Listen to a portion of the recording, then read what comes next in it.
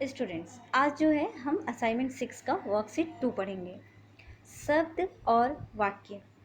जब स्वर और व्यंजन आपस में मिलते हैं तो शब्द बनाते हैं, लेकिन सही शब्द वही है जिनका कोई ना कोई अर्थ हो। अर्थात जब हम स्वर और व्यंजन को आपस में मिलाते हैं तो वह एक शब्द बनता है, लेकिन सही शब्द किसे कहते हैं? सही शब्द वही है कि जो शब्द बन रहा है उसका कोई ना कोई अर्थ निकले।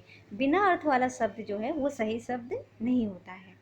जैसे यहाँ पर देखिए कुछ उदाहरण दिए गए हैं। म, ट, र, इन तीनों शब्दों तीनों वर्णों को मिलाकर जो है मटर शब्द बना है। उसी प्रकार से की, स में आ का मात्रा है और नौ किसान, तो किसान जो है एक शब्द बना है। उसी प्रकार से गुलाब, यह सभी शब्द किसी न किसी अर्थ को बताते हैं जिन्हें हम इन्हें पहचानते हैं।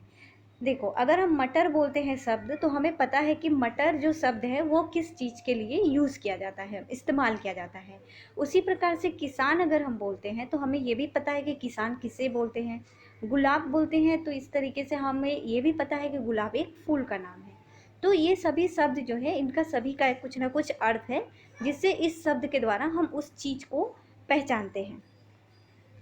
शब्द वर्णों के मेल से बना ऐसा समूह जिसका कोई अर्थ वह शब्द कहलाता है। वर्णों के मेल से कोई ऐसा शब्द जो भी बनता है, वर्णों के मेल से कोई समूह ऐसा बनता है जिसका कोई अर्थ हो, उसे ही हम शब्द कहते हैं। वाक्य। अब हम वाक्य किसे कहते हैं? जिस प्रकार वर्णों के सही मेल से शब्द बनते हैं, उसी प्रकार शब्दों के सही मेल से वाक्य बनते हैं। जैसे हम लोग कुछ वर्ण को मिलाकर एक शब्द बनाते हैं, उसी प्रकार से सही कुछ शब्दों को मिलाकर अगर सही शब्द सही स्थान पर रखकर हम एक वाक्य बनाते हैं। जैसे रहा दौड़ घोड़ा है, यह शब्दों का समूह है, लेकिन इस वाक्य का कोई भी अर्थ नहीं निकलता है। उसी प्रकार से फुटबॉल खेल लड़के हैं रहे, इसका भी शब्दों का समूह है, लेकिन इसका कोई भी अर्थ नहीं निकलता है। इन्हें पढ़ने से अर्थ स्पष्ट नहीं होता है। तो यह शब्द तो है परंतु वाक्य नहीं है। इन शब्दों को सही क्रम में लिखने पर ही इनका अर्थ स्पष्ट होगा। अब हम उन्हीं शब्दों को सही से सजा के लिखते हैं। जैसे घोड़ा दौड़ रहा है, तो अब इस वाक्य का हमें अर्थ मिलता है कि हाँ, ये क्या बोल रहा है कि घोड़ा दौड़ रहा है। उसी प्रकार से लड़के फुटबॉल खेल रहे हैं। अब यह सही वाक्य है। इन्हें पढ़कर वाक्य का अर्थ स्पष्ट हो रहा है।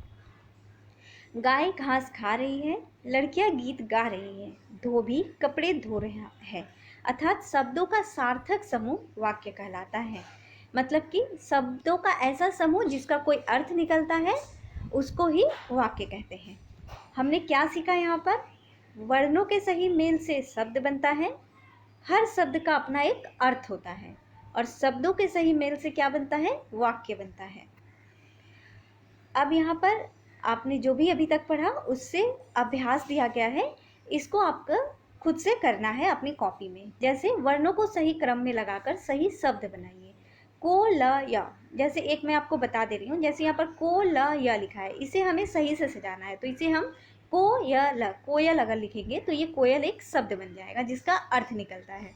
तो इसी प्रकार से ये बाकी सारे आपको जो है अपने कॉपी में करने हैं। इसके अलावा जो है यहाँ पर वर्णों को मिलाकर शब्द बनाना है। जैसे म, आ, त, आ, यानी कि म में आ का मात्रा यूज करेंगे हम, उसके बाद त में आ का मात्रा, तो ये बनेगा माता। उसी प्रकार से ये सारे आपको करने हैं। नीचे दिए गए शब्दों को सही क्रम में लगाकर सही वाक्य बनाइए। अब ये जो है यहाँ पर शब्द जो है ये सही क्रम में सजाए नहीं हुए हैं। जैसे बच्चे बगीचे हैं खेलते में, इसे जो है हम अगर सजा के लिखते हैं तो क्या लिखेंगे? बच्चे बागीचे में खेलते हैं। इसी प्रकार से बाकी को आपको जो है सही तरीके से सजा के इसको अपने कॉपी में लिखना है। धन्यवाद।